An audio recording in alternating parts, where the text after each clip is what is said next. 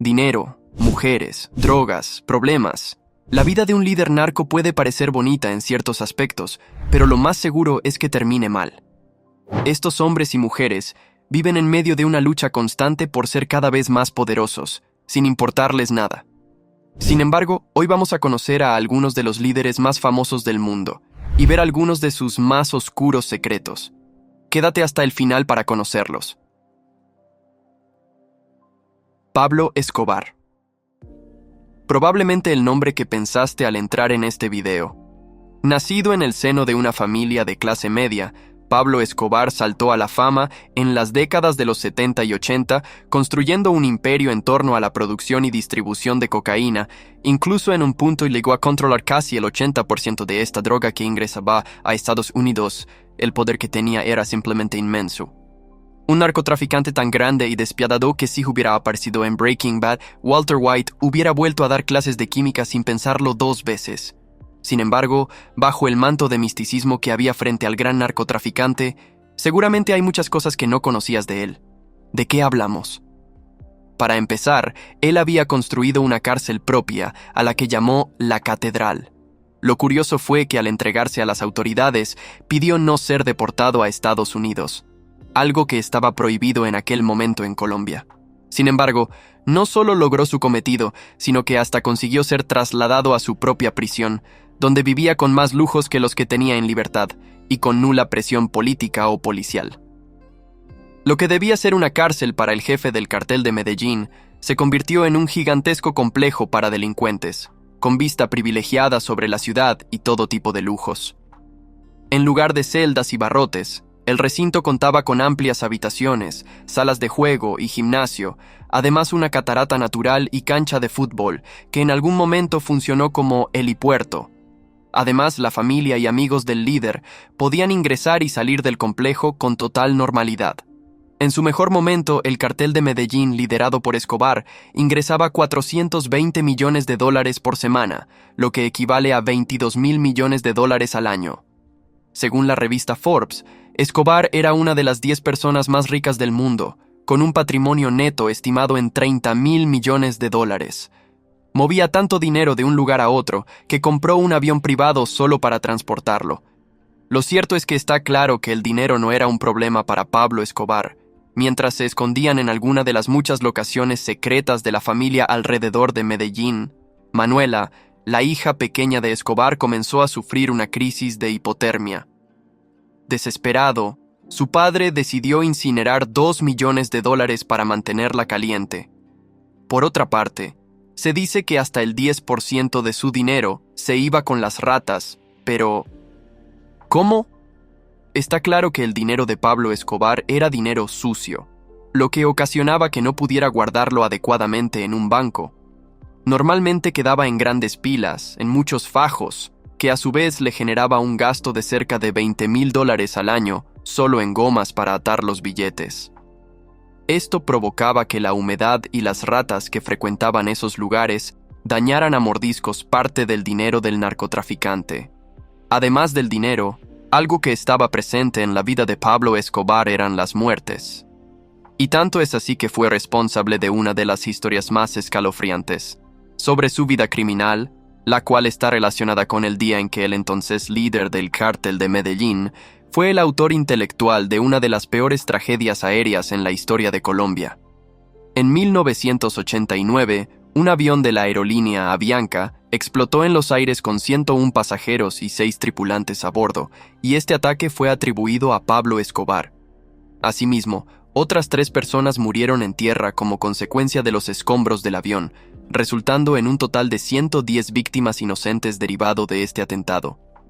Su víctima, César Gaviria, candidato presidencial, que no se encontraba en el avión y había viajado en un avión privado. Griselda Blanco. Griselda Blanco, mejor conocida como la Viuda Negra o la Reina de la Cocaína, fue una narcotraficante colombiana que desempeñó un importante papel en el tráfico de drogas de Miami durante las décadas de los años 70 y 80. Blanco fue una figura clave del cartel de Medellín y adquirió notoriedad por su implicación en el tráfico de drogas, especialmente de cocaína. Nacida en Colombia, Blanco se trasladó a Estados Unidos y se convirtió en un importante agente del tráfico de drogas, labrando una reputación de despiadada y violenta. De hecho, a ella se le atribuye el asesinato de más de 250 personas, entre ellas y sus propios esposos. El caso de la sexualidad de Griselda también es bastante controvertido en sí mismo. Según diferentes fuentes, entre ellas el reconocido periódico The New York Post, la narcotraficante era una especie de ninfómana, pues necesitaba saciar sus necesidades íntimas a todas horas, y lo hacía no solo con hombres, también llegó a tener intimidad con mujeres. Inclusive Griselda fue la precursora del mayor capo del narcotráfico a nivel mundial. La madrina recibió en los primeros años de la década de los 70 a un joven Pablo Escobar, quien le solicitó participar en el lucrativo negocio. Esta relación le traería problemas con el paso del tiempo. Tras varios problemas, presuntamente por el consumo de cocaína e irregularidades en el negocio, Griselda vuelve a Colombia huyendo del rastreo de los norteamericanos que ya la tenían identificada. Se presume que con el auge de Escobar y su percepción de que una mujer no lo tiene que mandar, obligó a la madrina a trasladarse con su esposo e hijos a Bogotá, ya que Medellín ahora era del capo. Si bien luego volvió a Estados Unidos, no duró mucho más su reinado. Fue capturada y murió luego de cumplir su sentencia, ya en libertad. Joaquín Guzmán. Joaquín El Chapo.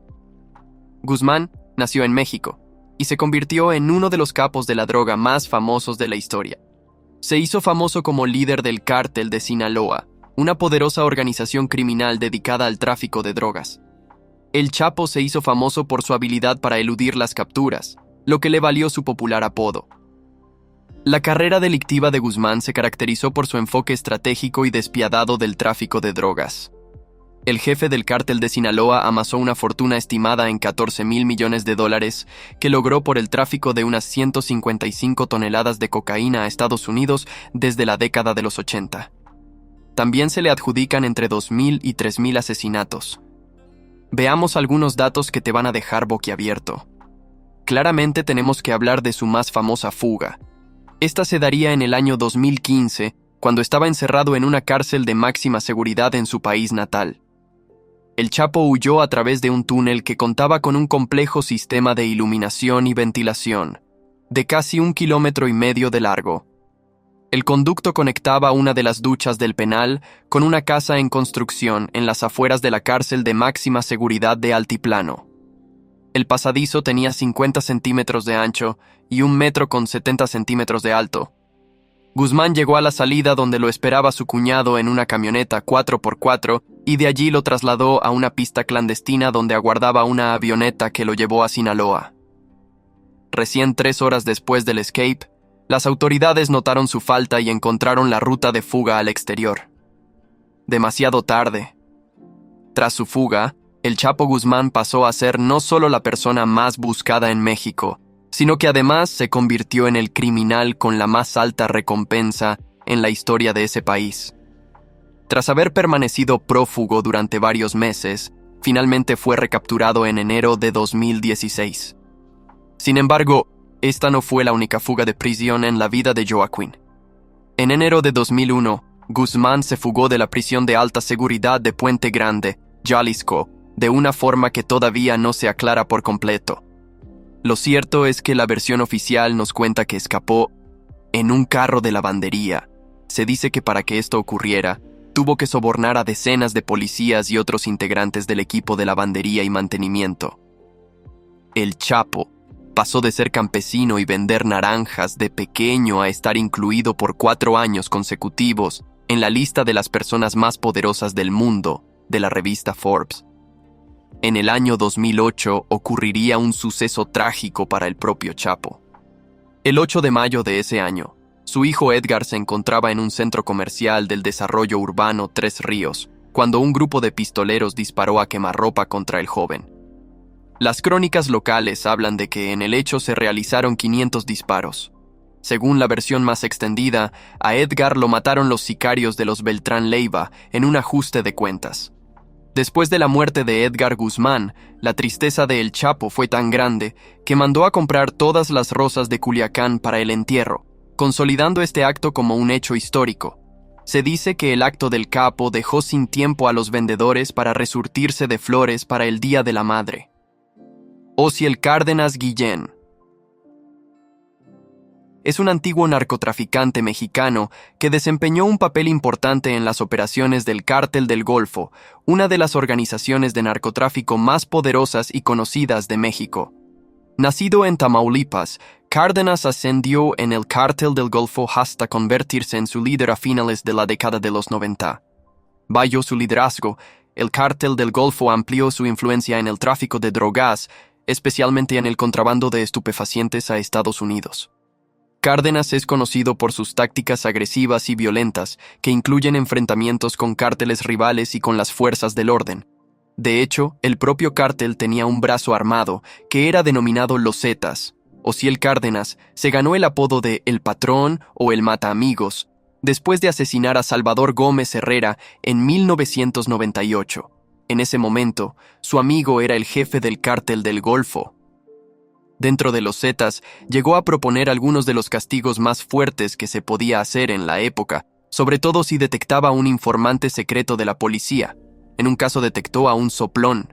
Entonces, se trasladaron a una casa de seguridad que estaba a 20 minutos de donde se encontraban, y allí comenzaron las torturas. Le martillaron los dedos de las manos, lo patearon, le arrancaron un pedazo de la mejilla con una sierra y le amarraron un petardo al miembro, para arrancárselo. Finalmente, Cárdenas Guillén le dio a otro integrante, que era el hermano de la víctima, un arma 9 milímetros para que lo matara. Cuando Guillén fue capturado y llevado a la prisión de máxima seguridad, ADX Florence. Ahí fue atacado violentamente por un compañero de celda. 2 reclusos se acercaron al ex líder de los Zetas, y acto seguido, uno de ellos comenzó a propinarle patadas en la cabeza en repetidas ocasiones. Debido al tremendo ataque, Osiel tuvo que ser hospitalizado inmediatamente. Según los oficiales que vieron en las cámaras el ataque, Guillén tuvo suerte de salir con vida, viendo la gravedad del ataque. Amado Carrillo Fuentes. Amado Carrillo. Fuentes fue un narcotraficante mexicano y líder del Cártel de Juárez, una de las principales organizaciones de tráfico de drogas de México. Conocido como el Señor de los Cielos, Carrillo se hizo famoso por utilizar una flota de aviones privados para transportar grandes cantidades de droga, principalmente cocaína, de Sudamérica a Estados Unidos. Así, tenía en su hangar varios aviones Boeing 727, con capacidad para transportar hasta 6 toneladas de estupefacientes, además de lograr pasar desapercibido en los aeropuertos más importantes de Latinoamérica por presuntamente tener compradas las pistas de aterrizaje. Nacido en el seno de una familia con antecedentes en el tráfico de drogas, Carrillo se hizo con el control del Cártel de Juárez tras la muerte de su anterior líder, Rafael Aguilar Guajardo. Bajo el liderazgo de Carrillo, el cártel se convirtió en una fuerza dominante en el tráfico de drogas, y él se convirtió en uno de los capos más ricos y poderosos de México. Algo que puede sonar increíble es cómo llegó su final. Es que la muerte de Amado no llegaría en la cárcel, ni mucho menos en un enfrentamiento con otro cártel. El narco se sometió a un proceso estético con el fin de reconfigurar su rostro y pasar desapercibido para las autoridades. Según mencionan los archivos de la época, él se presentó en el Hospital Santa Mónica de la Ciudad de México con el nombre de Antonio Flores Montes. El procedimiento consistió en realizarle una liposucción y modificaciones faciales considerables para cambiar lo mejor posible su apariencia y esquivar el cerco policial de la DEA estadounidense y a las fuerzas especiales mexicanas. Sin embargo, a pocas horas de salir del quirógrafo, según versiones oficiales, Carrillo se desplomó y murió al instante debido a un paro cardíaco. Un avión trasladó su cadáver hasta Sinaloa y empezó toda una teoría de conspiración por parte de los expertos forenses, ya que manifestaban que el cuerpo enviado a la fiscalía no correspondía con el del capo. Presuntos empleados de Carrillo manifestaron que había 2 rasgos distintivos del capo, un lunar velludo en su espalda y una cicatriz en su nalga.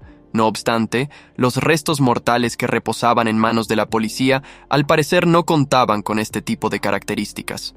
Luego de estas dudas, Un escritor mexicano que había recogido muchos testimonios para denunciar un montaje desapareció en misteriosas circunstancias, lo que aumentaría las sospechas. Sin embargo, nunca se confirmarían.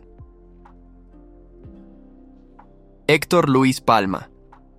Héctor Luis Palma Salazar es un narcotraficante mexicano cofundador del famoso Cártel de Sinaloa, una de las organizaciones de narcotráfico más poderosas del mundo. Palma desempeñó un papel importante en el desarrollo inicial del cártel junto a Joaquín El Chapo Guzmán.